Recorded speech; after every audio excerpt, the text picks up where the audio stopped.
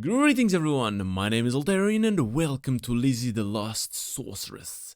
If this is your very first time tuning in, my friend, I advise you to go to the link in the description down below. This one will redirect you to the very first episode, where I will give you an explanation of how this game actually works, and this way you can follow the story from the beginning.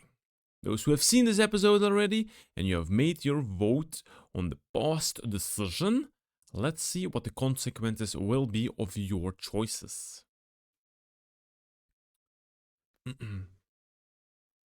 Okay, tell me, who are you again? My name is Christina Planks, blonde beauty with green eyes, trainee repairs and robotics. I'm excited to be part of the team. Good, very good. That wig suits you pretty well, and the contacts are pretty nicely done. Now here is your identity card. Always wear it around your neck when working, okay? I have made your profile only temporarily. It will erase itself after 3 days. I don't want to get fired, you know? No worries, Pavel. Thank you for everything. You're welcome. Alright, hop in the car. We're going to take the inter-district lanes until we reach the highway spiral. Between each floor there will be a checkpoint, but nothing major, don't be afraid. We are in a company car, we're pretty safe, and I got clearance. I trust you. Your safety, my safety is in your hands. But I still don't understand why I'm all over the news.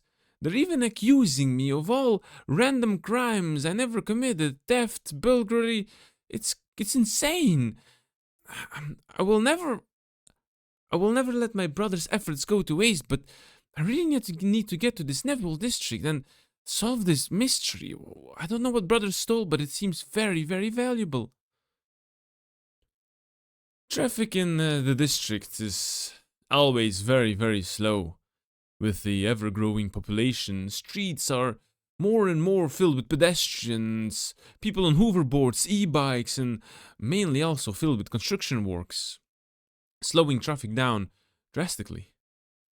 Lizzy has actually never traveled far ever since she got into the city. It was only when Pavel got his first job with a company car that he actually started to explore around a little bit, seeing the beauty of the city, or maybe escaping the daily life of the ground level.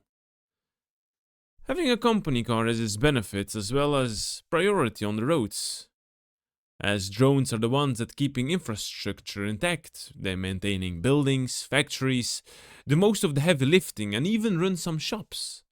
Humanity never has implemented the use of AI, fearing they would lose control of the machines they build.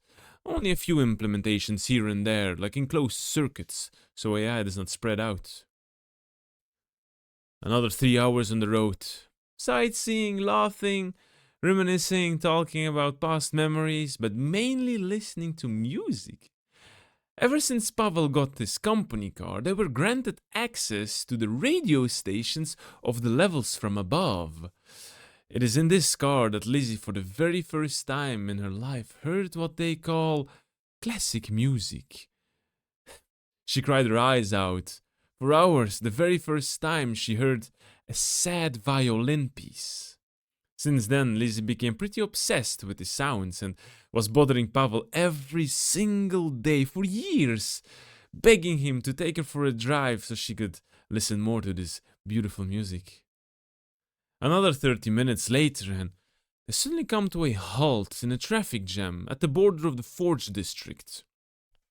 Pavel opens the door and steps outside, tries to see what's holding them up, but it's too far to see. He shouts to a random pedestrian, "Hey, old man, what is holding up front?" I don't really know. It seems that the police force is doing some searching.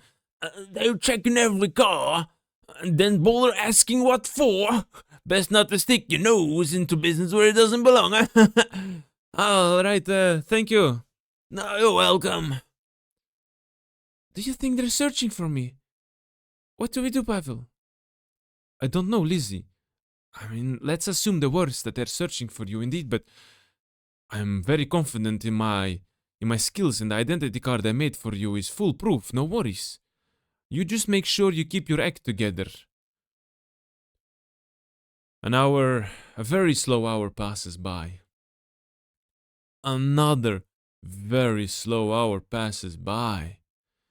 They're about in the next 10 cars to be checked by the police force, as heavily armored figures wearing helmets with those black visors and energy rifles hanging on their sides pass by the cars, one on each side, patrolling, requesting documents with deformed voices hiding their identity. Behind them are following these eye-shaped law enforcement drones, scanning the vehicles for threats and identities. Now, about 6 cars in front of them, both Lizzy and Pavel are having this cold sweat, uncomfortableness. Chills are running up their spines. I mean, for both of them, they've been living, hiding and running from the law all their life. It's no big deal in the ground levels, but this feels on a whole different level. Moving back and forth on their chairs, looking around, trying to see what these heavily armored figures are doing. They suddenly see a flash, white, blinding them completely. An intense shockwave follows. The shattering of glass. A heatwave accompanied by the loud noise, making their ears ring. The sudden laws of gravity and a sound of raining metal.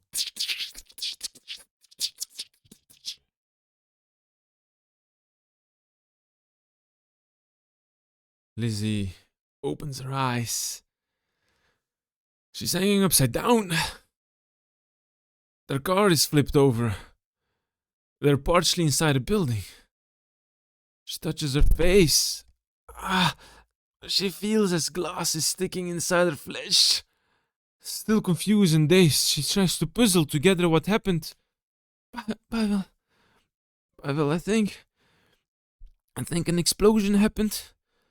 Pavel, are you alright? Pavel. Lizzy looks to the side, only to see the decapitated body of her childhood friend. Seems a large piece of metal right through the window, killing him instantly. Panicking, she unbuckles herself, falls down, crawls out of the car, hyperventilating. Blood surging through her veins, head beating. She looks around.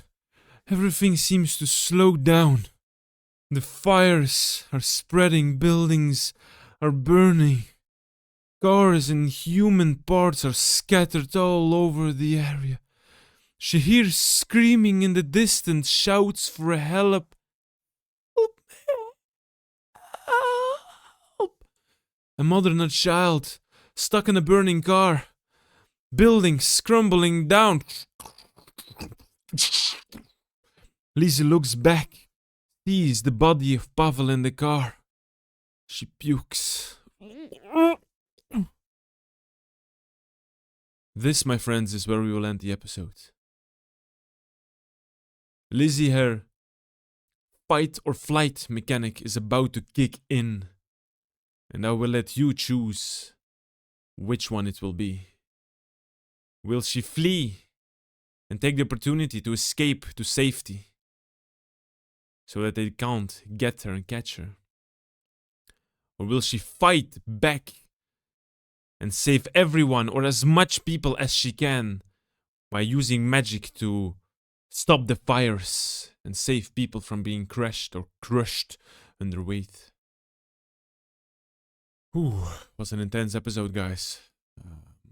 Hope you enjoyed it. Don't forget to like, subscribe to the channel. Every single subscription motivates me even more to keep on growing.